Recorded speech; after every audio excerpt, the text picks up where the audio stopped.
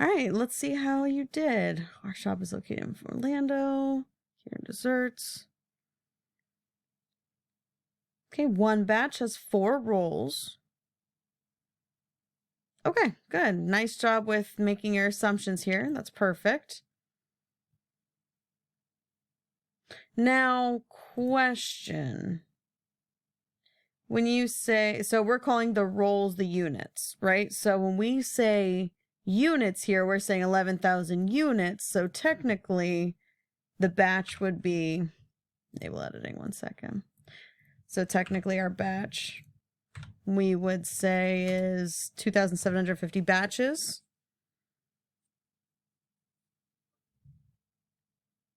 And this one says units per batch. I don't think that's how many units are in a batch. I doubt it. So a little confusing here. I'm assuming that these are rolls and pieces, but I might be wrong. Let's see if we can figure that out. Direct materials, cost per unit. Roll. I think that's rolls units. I do think that's rolls. You might want to be a little bit clearer here about which ones we're talking about. I think that's an error. Because I don't think we would say $26.81 for the whole. Let's see. So one thing, a little bit of feedback here is by just putting in the dollar amount, you're not really giving your user much flexibility on how they can kind of separate things out, right? So for example, for the, I'm not going to say that raw katifi, we don't know, one, how many ounces that are going to be used. We don't know how much the total cost is per ounce. And then, you know, in that case, we only know the kind of the ultimate result, which is $6.89. So what we could kind of do when we're talking about direct materials, and this is what would give our user the most flexibility, is we would say, like a cost per ounce, ounces used, and then total cost, right? So I could say, okay, so like for pistachios, the cost per ounce is say $2. We end up using 0.5, so our total cost is 1, and that way the user has the flexibility of saying, oh, well, we actually use 0.6 in each one, or well, the cost went up a little bit, so it's $2.20 per ounce of pistachios now, and that gives them a lot more flexibility than just giving them this column here, if that makes sense. For your direct labor, it looks like, so I think you meant to say $3.50 per unit, not $3.50 hours per unit. Yeah, so I think what you meant to say is this, right? So $5 per unit, $3.50 per unit, and you're saying, oh, it takes $9 for each one.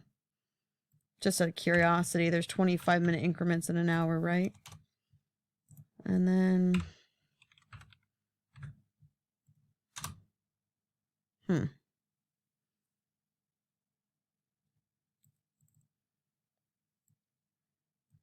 messed that up, did I? Oh, I did. There you go.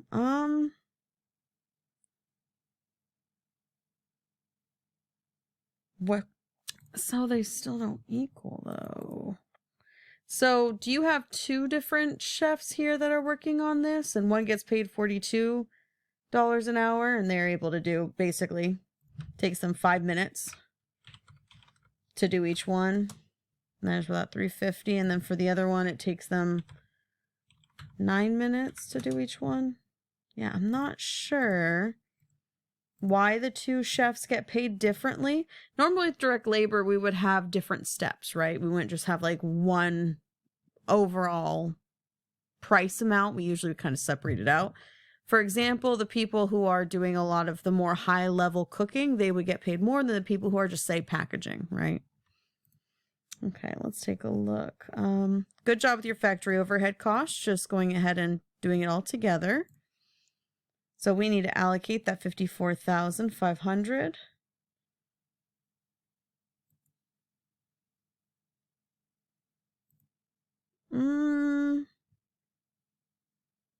One second.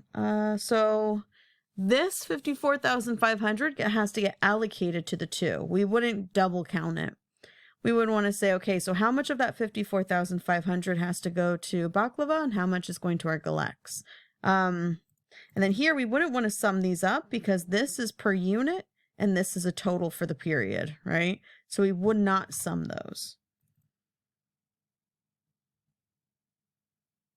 Yeah, so you're going ahead and dividing this by 11,000 units, but technically this is already per unit. So really, total is 201,750 for direct labor. Well, wait, now I'm kind of wondering where this number came from.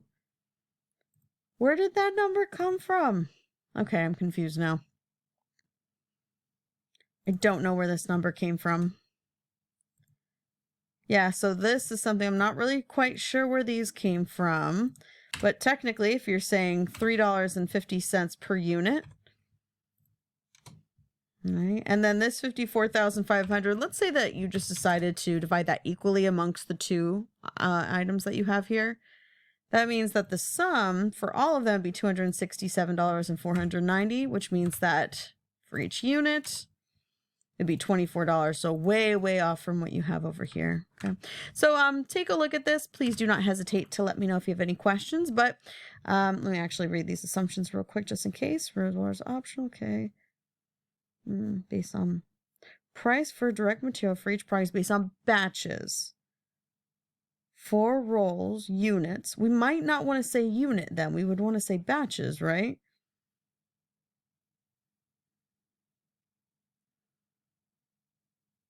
So we want to change this to per batch, per batch, per batch. And we're assuming that this is 11,000 batches then, yeah? Factory overhead costs are monthly except rent. Should here for...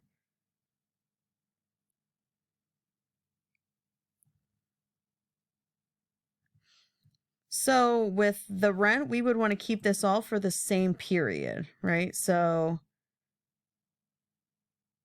if this is monthly, if everything else is monthly, we would want to keep the rent monthly as well.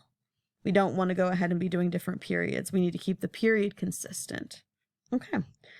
Well, nice start with your setup here. Keep up the hard work. And if you have any questions, let me know.